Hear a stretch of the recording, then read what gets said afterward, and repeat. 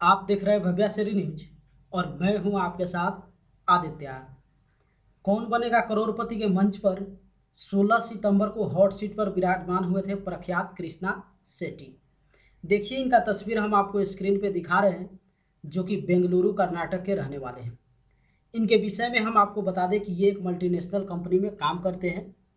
इस वीडियो में आप जानने वाले हैं कि आखिर केबीसी के मंच से प्रख्यात शेट्टी कितनी राशि जीत कर गए हैं और साथ ही साथ जो प्रतिभागी को 3 लाइफलाइन दिया जाता है, वो तीनों लाइफलाइन का इस्तेमाल ये कौन कौन से सवाल पे किए हैं और उस सवाल का प्राइस कितना था।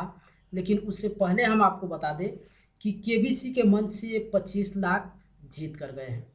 25 लाख जीतने के बाद महानायक अमिताभ बच्चन इनसे 50 लाख का प्रश्न पूछते हैं और उस प्रश्न का सही जवाब न मालूम होने के कारण और साथ ही किसी भी लाइफ लाइन को न बचने के कारण ये 50 लाख के प्रश्न पे गेम को क्विट कर देते हैं और केबीसी के मंच से 25 लाख जीत कर जाते हैं।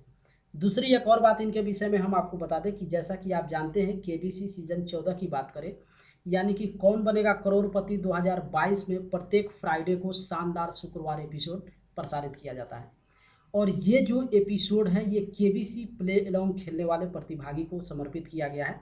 भारत से जितने भी प्रतिभागी KBC play along Sony LIV application पे खेलते हैं, उसमें से 10 प्रतिभागी को जो है प्रति वीकेंड सेलेक्ट किया जाता है और उस वही प्रतिभागी जो है केबीसी के मंच पे विराजमान होते हैं। विराजमान होने के बाद फास्टेस्ट फिंगर फर्स्ट राउंड खेलते हैं और उसके बाद हॉट सीट पे विराजमान होते हैं।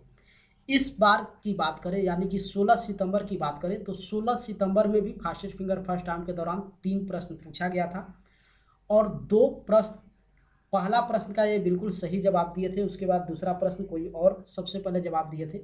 और जब महानायक अमिताभ बच्चन तीसरा प्रश्न यानी कि फास्टेस्ट फिंगर फर्स्ट राउंड के दौरान पूछेगा, जब तीसरा प्रश्न पूछते हैं तो उसमें 10 प्रतिभागी जो है बिल्कुल गलत जवाब दे देते हैं, यानी कि किसी का भी जवाब वहाँ पे सही नहीं होता है और इसी को लेकर इनका लक काफ़ी ज़्यादा साथ देता है और इस तरीके से ये फास्टेस्ट फिंगर फर्स्ट राउंड जीतने के बाद केबीसी के हॉट सेट पर विराजमान होते हैं।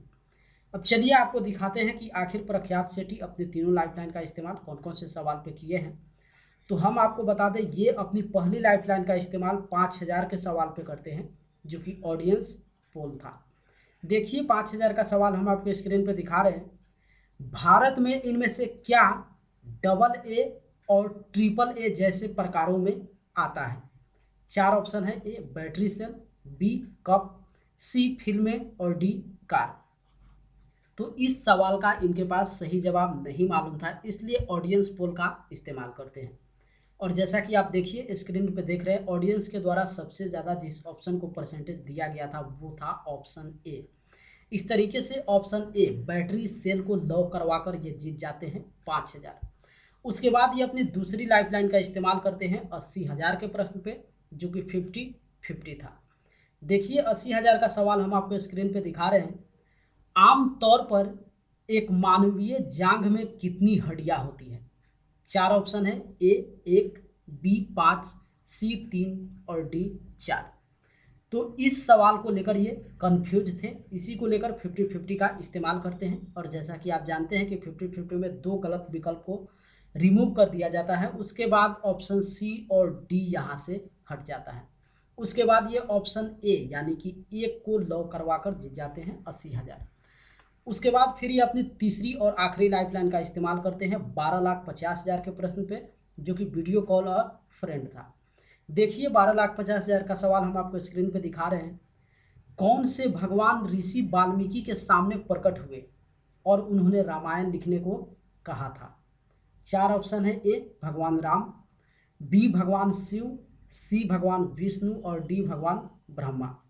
तो इस सवाल का इनके पास सही जवाब नहीं मालूम था या फिर 110% श्योर नहीं थे, इसी को लेकर ये वीडियो कॉल और फ्रेंड का इस्तेमाल करते हैं। और जैसा कि देखिए स्क्रीन पे आप जिनको वीडियो कॉल के रूप में देख रहे हैं, इनका नाम है मित शाह और ये इनके मित्र हैं।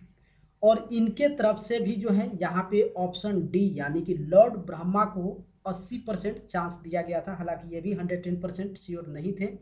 और प्रख्यात शेट्टी भी ऑप्शन बी और डी को लेकर जो है कंफ्यूज थे। उसके बाद ये आखिरी विकल्प ऑप्शन डी यानी कि लॉर्ड ब्रह्मा को लॉक करवाते हैं और जीत जाते हैं 12,50,000। 12,50,000 जीतने के बाद ये 25 लाख का जब आप खुद लव करवाते हैं और उसके बाद आता है 50 लाख का प्रश्न, जो कि स्क्रीन पे आप देख रहे हैं। 50 लाख का प्रश्न देखिए, 1944 में किस रॉयल इंडियन नेवी युद्धपोत ने संयुक्त रूप से जापानी पनडुब्बी RO 110 पर हमला कर उसे डुबाया था? 4 ऑप्शन है और इस सवाल का इनके पास सही जवाब नहीं मालूम था, या फिर 110% श्योर नहीं थे। साथ ही साथ इतनी बड़ी राशि पे ये कोई रिस्क भी नहीं उठाना चाह रहे थे, क्योंकि अगर दुर्भाग्य से जवाब गलत हो जाता तो ये सीधे नीचे गिर जाते 3,20,000 पे। इस तरीके से 16 सितंबर को केबीसी के मंच पे प्रख्यात सेठी 50 लाख के प्रश्न पे गेम को क्विट कर देते हैं और केबीसी के मंच से 25 लाख जीत कर जाते हैं। लेकिन जैसा कि आप जानते हैं कि गेम को क्विट करने के बाद ऑडियंस को इस सवाल का सही जवाब बताना होता है, तो प्रख्यात कृष्णा शेट्टी अपने गेस के आधार पे ऑप्शन ए को लव करवाते हैं, जो कि बिल्कुल इस प्रश्न का गलत विकल्प है। इसका सही जवाब है ऑप्शन ए। इस तरीके से केबीसी के मंच पे 16 सितंबर को प्रख्यात शेट्टी 25 लाख की राशि जीत कर गए हैं।